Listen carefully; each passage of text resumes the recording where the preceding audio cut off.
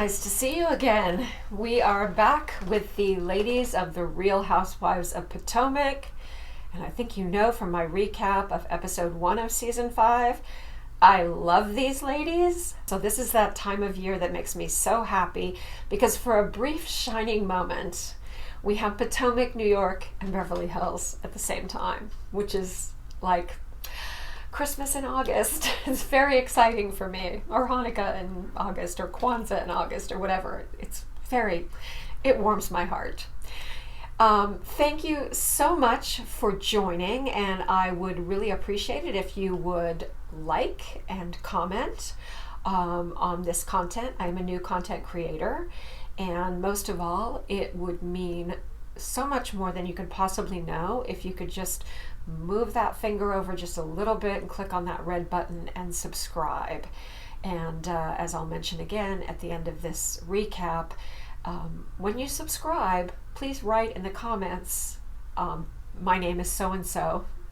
I have subscribed, because I am small enough, and I think I want to continue to do this even when I'm not so small. I want to thank individually every person who subscribes, because that's how much I appreciate you.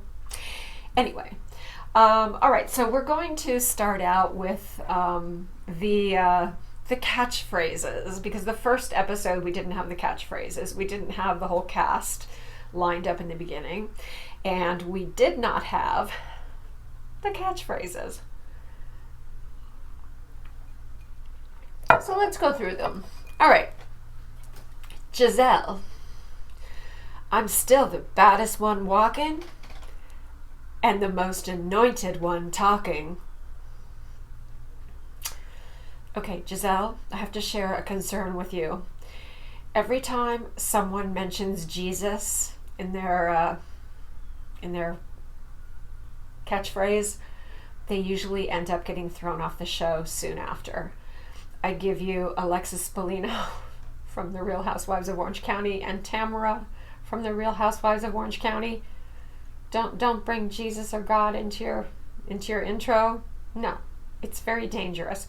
I don't think Gizelle's going anywhere, but I'm just saying, remember, this is a time where the OGs on all of the shows are getting kicked off. It's like they don't want to pay them as much.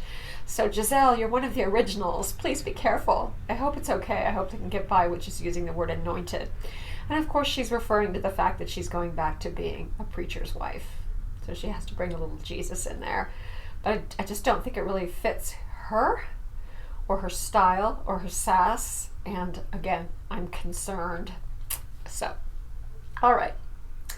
I like Karens, I have to admit. Honey, the Grande Dame doesn't repeat history. She makes it. It's pretty good. It fits Karen. I like it. Okay. Monique: maybe if you tried a little harder, you wouldn't try me. It's not bad. She's a kind of no-nonsense girl. Yeah, it's not bad. It's not the worst I've ever heard. Okay. Robyn: I live in a house of ballers, but I never get played. From your mouth to God's ears. Let's hope that everything goes great. You and Juan are back together, and he's not going to be going back to any of his old ways. I wish that for you, because I would love to see you together. I'm very excited that you and Juan are talking about getting married again. Very happy. Okay. Ashley's possibly the worst. Now that I got my baby, that's the only crap I have to take. Okay, TMI. Wendy: the professor has arrived and class is officially in session. A little cliche. I think someone that intelligent could possibly do a little better. Okay. Candace: reading is fundamental, and honey, I own the library. I'm going to give her that one because Candace is really good at reading people. I'll give her that one. So all in all, not the worst, not the best. Acceptable. Acceptable. All right. Okay. All right. We are now in Karen's new house, and we have the same cliche scene we've seen a million times across the Housewives franchise. You go into a house, you can't see anything, but you hear noises that sound like people having sex. And you know that it is never having people having sex. It is either someone getting a massage or someone working out or doing yoga. Oh, that feels so good. Oh, yes, yes. Yeah, well, she's in fact working out with her personal trainer. And, good for her. She's trying to keep herself in shape, and she's taken care of. You got to take care of that machine as you get older. You get in those 50s, and your body will take care of you if you take care of it. But you have to be really diligent. It's a lot of work. It doesn't all just stay nice and tight and cute when you're in your 50s, unless you're really genetically blessed. But very few of us are. So you really have to work on it. Okay. All right, she goes in the kitchen, and Ray is, kind of sitting there semi-ignoring her, and, she's cute. She's got her workout clothes on. She comes in, she's, trying to kind of look cute for her husband, and he just doesn't care. He's so tuned out. He's so disconnected. It's really sad. And she makes a comment like, well, what I would really like to hear from you is those 3 words, which is, in other words, I love you. But he won't say it. He won't say I love you. That's bad. Oh, God, it's so rotten to fall out of love. It's the worst. Back to fun. Okay. Now we have Gizelle and Monique. They're friendly now. Gizelle put Monique through her hazing as a new girl. Remember the famous conversation where Gizelle said, "Oh, where is your house?" And Monique said, "I have several houses." Because Gizelle was trying to kind of like put her in her place, and Monique answered. Monique knew just exactly how to play Gizelle. So now they're pretty much good friends, which is good. They're cute together. The 2 of them are they're gorgeous. I'm looking at the 2 of them thinking, this gorgeous, black woman, this gorgeous kind of brown black woman, and this gorgeous kind of light-skinned black woman, and they're just like all the beautiful genetic combinations you can possibly have sitting at this table. They're so pretty. I think both of them are just such beautiful women. Okay. All right. So they are worried about Ashley. They're discussing her postpartum depression and her anxiety. She has postpartum depression, she has anxiety, she doesn't want to leave the house, which is agoraphobia, which is very real and very scary. And she can't take meds like antidepressants or anti-anxiety because she's nursing. You can't have that going into the baby's bloodstream. So she's kind of got to deal with it on her own. I'm sure she does have a psychiatrist or psychologist, I'm sure she has a therapist, and she went to her doctor too and took a test to see where she stood on the scale of postpartum depression, and the doctor said, yeah, you do have some postpartum depression, definitely. Okay, so what they decide to do is they're going to have, Monique and Gizelle are going to have a dinner to get Ashley out of the house. They're going to call it her coming out dinner after the baby. So they're going to have a beautiful dinner with the girls, the tight group of girls, and they're just going to celebrate her, which is so nice, and that's exactly what she needs. What a great idea. And that's why I love these women. I mean, I will not spend my time comparing this to other Housewives franchises, but I find this one pretty refreshing. Oh, it's going to get ugly, don't worry. This season's going to get very ugly, but right now we're in our honeymoon, so let me enjoy it. Please. Okay. All right. So they discussed that they are going to invite Candace, even though Candace was absolutely horrific to Ashley. Not only saying that, you get things by sleeping with men, you get any money or anything that you've ever had by laying on your back and sleeping with men, but using that's so horrible. I've never heard that before, saying, hey, roach, just lay on your back with your legs on the air like an overturned roach on the floor. That's so ugly and so degrading.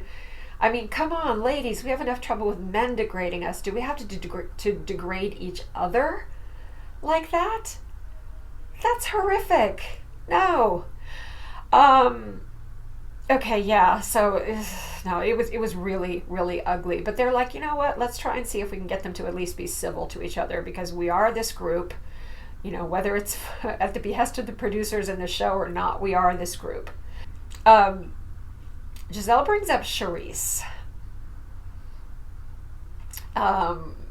Because we all know, well, we don't all know, but they know that Charisse has been spreading these really bad rumors about Monique having an affair with her personal trainer. So the hope is that this dinner will, if not create a perfect sisterhood, which would be impossible, at least bring everyone a little bit closer together and hopefully get a few apologies out in the air. Especially everyone feels, Candace, you've got to apologize to Ashley. She was having a really tough birth. She's in the hospital, literally being like, let's just say she's having a very hard birth. And she doesn't know. Obviously, they're not reading her ugly tweets. But then afterwards, she finds out that at that exact moment, Candace said something so hateful. Oh, Candace, you have a mean, bitter streak in you. And I know you got that from your mother. And she has a cute side too, and she has a fun side. There are things I like about Candace, but I think that she picked that straight up from her mother, that just really nasty side where she can stab you. Oh, she'll throw a dinner knife across the table at you, not trying to necessarily stab you, but remember she famously threw a dinner knife across the table at Ashley. So there's always lots of jokes when they get together about hide the knives, but she will also stab you with words, and that hurts a lot worse. And she learned how to do that from mom, because mom's a piece of work. Okay, now Candace goes and meets Wendy. They met each other at a gala, and they really liked each other. So they've become friends.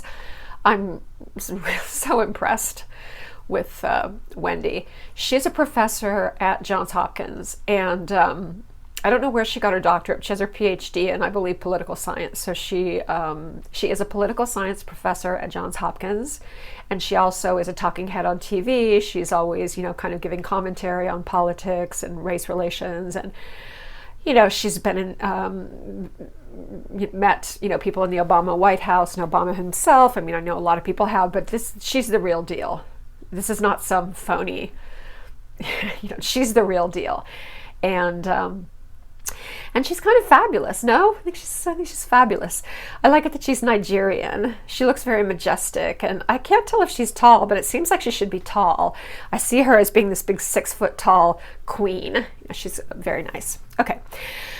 Wendy has a new baby. She has 3 kids now, and this was her 3rd baby. So coming out of the hospital, she did this fabulous Instagram moment where she comes out, you can do those short videos, and she comes out of the hospital in a hot dress, long dress, but still like a maxi dress, and her hair and makeup are on point. She obviously had her hair and makeup done to do this Instagram, which normally I would be like, oh God, eye roll. But in this case, it's so cute. Look it up. Wendy Has Instagram, leaving the hospital after birth. Oh my God, it's the cutest thing.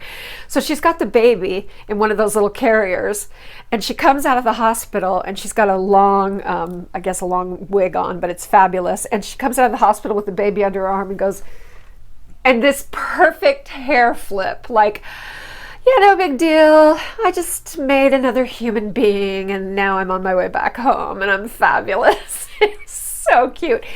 Because if someone else did that, it would be disgusting. If it was Kim Kardashian or something, I'd be like, ugh. But because it's Wendy, oh, it's the cutest thing ever. Look it up. I'm going to try and see if I can find it. I'll attach it to this, even though I'm not usually going to attach short videos to these recaps. If I can find it, and if I can copy it, I'll put it on. We'll see. All right, so Wendy liked Monique, and she also liked Karen. She liked Karen's attitude. She appreciated her kind of, even though Karen was trying to put her down a little bit and look down on her like, who are you? Wendy actually appreciated that. Again, she's Nigerian. Nigerians with money are snobby, so she appreciated that. So she has no problem with Karen. Okay, now, so Karen and Candace are together, and they get the invitation for a dinner for Ashley, and Candace is invited. She's shocked. She's absolutely shocked. Candace does want to end the feud with Ashley. On the other side, Ashley gets the invitation. She's scared to leave the baby. She's terrified to leave the house. So this is going to be a real challenge for her. Wendy is also invited because Wendy's kind of, she's a new member of the group, and also she had a baby very close to Ashley's, a few days apart from Ashley's. But boy, their attitudes could not be more different. You know, like they're saying, Wendy is this is my third child, which is like, yeah, I've been there, done that. And Ashley is like, oh my God, what if something happens to my baby? She's the opposite. And I've seen it happen many, many times before with my friends where, you know, the way that the first baby is coddled and protected versus the third, which is like, you know, yeah, go play over there by the pool. No, I'm joking. That's a horrible joke. But, you know, I'm just saying they're much more relaxed. Okay. All right. Now, this is interesting. Oh, and by the way, Ashley finds out that Candace is there. And she's like, well, you know what? That's good. Maybe she'll apologize to me. Because seriously, that tweet was so ugly. She needs to apologize for it. You cannot, honey, don't be tough. Don't be cool. Don't be, you know, don't try to be, oh no, I'm above it. I don't have to apologize to you. I'm my own woman. No, you need to apologize for comparing her to a roach lying on her back with her legs up in the air. That is disgusting. I know I keep repeating it, but that's because nasty. All right. Okay, so now, this is so interesting. Juan has invited Gizelle for lunch. So Gizelle is waiting for him and she's thinking, what the hell? Okay, why am I here? Why did he invite me to lunch? And then he gets there and she says, does Robyn know you're here? And he said, no, this is just between you and me. So Gizelle is like, being Gizelle, tell me more.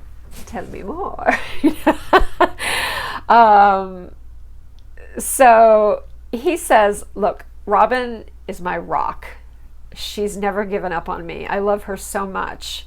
I want to be with her. I've always wanted to be with her, clearly, because I always have been with her. I've never been able to leave her. She's my life. I want to marry her. That's so awesome. I love this show. This is so good. This is such a good start. It's really, really sweet. It's making me very, very happy because, you know, of course, we've always hoped maybe this would happen. But I think now it is happening. So he talks about, he wanted to ask her about the ring. He needed help with the ring. And Gizelle said, well, it should be twice the size of the last one you gave her. Well, the thing is, the last time he gave her a ring, he was making millions of dollars a year as a professional basketball player. He was in the NBA. So realistically, that is not going to happen at this moment in time. So she suggests, why don't you put 24 small diamonds around a center diamond? And the 24 diamonds can represent the 24 years you've been together, including being married and technically not being married, but still being together. So I thought that was so good. They're just, these women are so much more intelligent than the women on the other franchises. I know I keep saying that, but it's true. Not that they can't come out and act like, you know, low-class bitches, but they're just, overall, they're more intelligent. I'm going to say it. I don't care what you think. I do care what you think, but this is my opinion. Okay. And this is also really cute because Gizelle is getting back with her ex-husband, although I have more fears, I have more concerns about Gizelle and Jamal. Because I think that in Juan's case, he was the young b-baller, very young at the time he was doing all this cheating and messing around. And I think that he has been humbled, you know, from having all the money in the world and being the hot young guy all the women were chasing after. And he did come down in the world. And who stood with him when he fell? He couldn't play anymore and his coaching career didn't really take off. Who stood there by him? Robyn. You know? But in the case of Gizelle and Jamal, women are still throwing themselves all over. I mean, women love a preacher. Women will just go for a preacher, man. So it doesn't matter. I mean, yeah, in most Christian, I mean, obviously, nothing's going to happen in the Catholic Church or the Orthodox Church. Well, I mean, things might happen, but we're not going to talk about that. But I mean, in these churches where pastors, in Protestant churches, where pastors are encouraged to be married, God, if there's a single pastor, every single woman is bringing him a casserole, no matter what religion, what form of Christianity, white, black, whatever. I baked you this. I baked you peach cobbler. You know, this is just nonstop. And especially if they're nice looking. But there's something very compelling, very attractive about the spiritual man. this is kind of like the ultimate aphrodisiac. It's like the ultimate form of power. And unfortunately, Jamal really abused that. So I'm concerned for Gizelle because seems tough, but she's pretty vulnerable. Remember, she's been kind of dumped a few times now. I don't think, because she reached out to him, I think it would really crush her if he backs off and says, nah. So I hope it works out well. I don't give it a great percentage of working out, but I pray that it does for her sake. Okay. All right, Candace takes a pregnancy test because she thinks she might be pregnant, and she finds out that she's not. So she comes in the kitchen and she tells Chris, look, I just took a pregnancy test. I'm not pregnant. But part of me felt disappointed. And apparently this delay in having a baby, Chris is ready to have a baby now. He's respecting Candace because Candace isn't quite ready to have a baby. She doesn't want to start quite yet. But then she realized, I felt like she was sad when she wasn't pregnant, which is kind of a natural reaction, I think, for a lot of women. But anyway, they kind of, I think they're kind of on the road to deciding to go ahead and go for it and stop using protection and have a baby. I bet you within the next year she's pregnant, would be my guess. The one thing that they talk about that I think that's really funny is they talk about, he kind of complains a little bit and says, well, if we're going to have a baby, we need to have more sex because we're not having that much sex lately, even though they've only been married for a year. And the problem is, she says, well, you're a morning sex guy and I'm a night sex person. And he goes, no, I can have sex anytime, which sounds like most men. Yeah, they don't really have a time where they're good to have sex. He says, it takes you so long to go to bed. You have to get your hair right, and you have to take all your makeup off, and you have to do your beauty treatments. And he's like, I'm kind of getting ready and thinking, oh, my wife is coming to bed for sexy time. And then it's like, it takes you so long. And then the last minute kind of fiddling around the house, turning these lights off, checking the air conditioning, whatever. That by the time you get to bed, I'm asleep.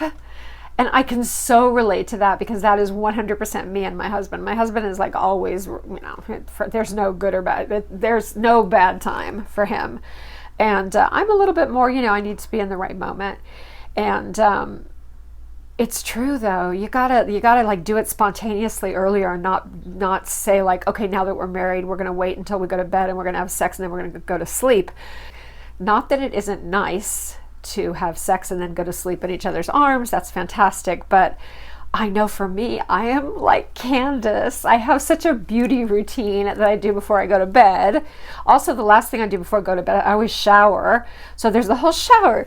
There's the shaving. There's the moisturizing of the legs. There's the moisturizing of the face. There's the, there's all these things. And then there's we have animals. So it's okay, let's check the rabbit cage. Let's clean the cat boxes. Let's, make sure everything's fine. Let's go around and again check the air conditioning. Make sure the lights are out and the door's locked and, all those things. And then, then I come to bed in my cute little nightgown and Lowell's, yeah, poor guy. So yeah, I thought that was really funny because it reminded me that seriously, I have to take the initiative and not just say, oh, well, this is something we should do right before we go to sleep. Because in my cases, it'll take me an hour and a half to get ready to go to bed and he'll be asleep because he's worked hard all day, poor thing. So yeah, more spontaneity. And we've been together for 15 years. So the longer you're together, the more you have to throw in spontaneity. I mean, you can't every time, but you gotta make the effort. You can't take it for granted because a healthy sex life is a pillar of a healthy marriage. Don't let anyone tell you anything differently. Don't let anybody ever tell you that it's not important. It is a pillar. So there, that's my strong opinion. Okay, so we have Ashley's coming out party.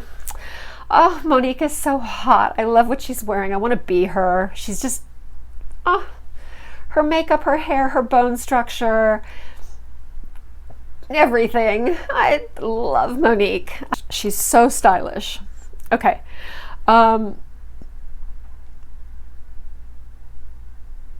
Monique does think it's weird that Candace became friends with Charisse right at the moment when Charisse started spreading these nasty rumors about Monique. So Monique is a little bit put off by Candace. They didn't have a perfect relationship before, But now she's a little bit wary of Candace, because why are you suddenly friends with this woman who has tried to break up my marriage and my home? Because that is a big thing. That's not like it's not a little thing. I wouldn't be too thrilled if one of my girlfriends was friendly with someone that tried to break up my marriage. So I totally understand. I think that, that it's shady. It's really shady. Okay. Monique says she was especially hurt because she was starting to trust Candace. She was really starting to feel like she was getting close to her and trust her. So it was kind of hard. Oh God, Robyn shows up in her Karen haircut, in her short blunt haircut, and her dress barn giant print, dress. And yes, I know that she doesn't have the budget for the wardrobe or the glam the other ladies do, but oh my God, I could take her shopping and I could completely give her a makeover. There's so many things she would look so cute in. She's got a really good figure. She's athletic, but she's got a good figure. She's got a really pretty face with those green eyes. There's so much that I could do with her. She doesn't want to be glam. She doesn't want to be, wavy long hair and, everything sexy and sparkly. No, that's not her.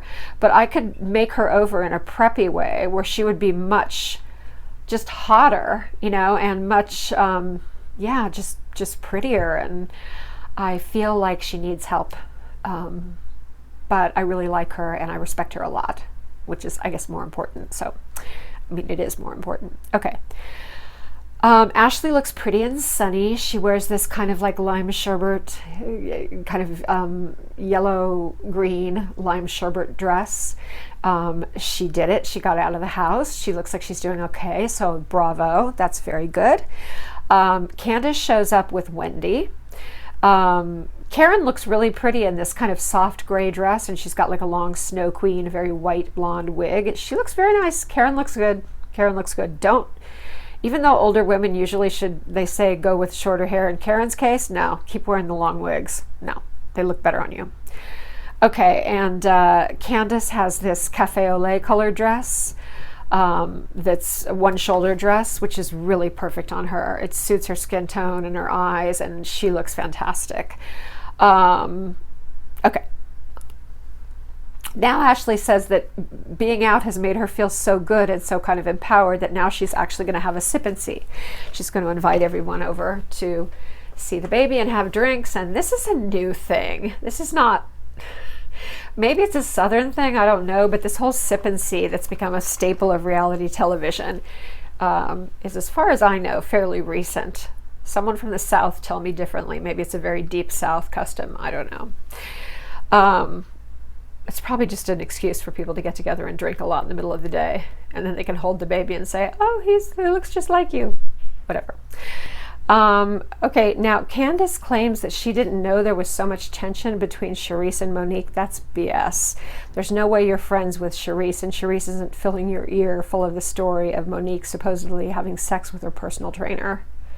I don't believe that for 1 second. So now Candace is really starting to seem shady to me, and fake. So, and Monique is getting pissed off at her friendship with Charisse because of everything that's gone on. All right, then they come down to Ashley and Candace, and they say, look, Ashley and Candace should talk. They should respect each other. And Candace says, well, I would like a private meeting with Ashley, and we could talk about this together. And Ashley needs an apology. I'm saying she needs an apology. Ashley needs an apology. She knows she needs an apology. That tweet was so ugly. And that's kind of what the general consensus is. Yeah, you need to apologize to Ashley. There was no cause for you to send out a tweet at that time, at that moment, and be so hostile. And then Candace gets very huffy, and she says, "What is this? Is this a welcome Ashley, or is it an attack Candace party?" She gets very defensive.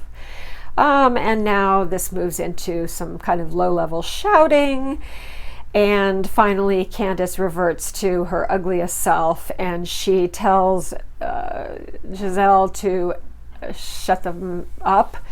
And she tells all the ladies can F off. Lovely. This is the the low life side of her. And again, this is the temper that comes from her mother. She learned this from her mom. Her mom has no filter, and she says terrible things to people without thinking about the consequences, and then makes excuses for it afterwards. So anyway, we see yet another kind of, coming attractions at the end of this episode, and I'm telling you, this season looks so good. It looks so juicy. I can't wait to go through all of it with you. And we are going to read everyone when they deserve to be read. We are going to call them out, especially on fashion choices and hair choices. But we're also going to give those slow claps when they are deserved. So thank you so much for joining me. Be safe, and I'll look forward to seeing you soon. Bye.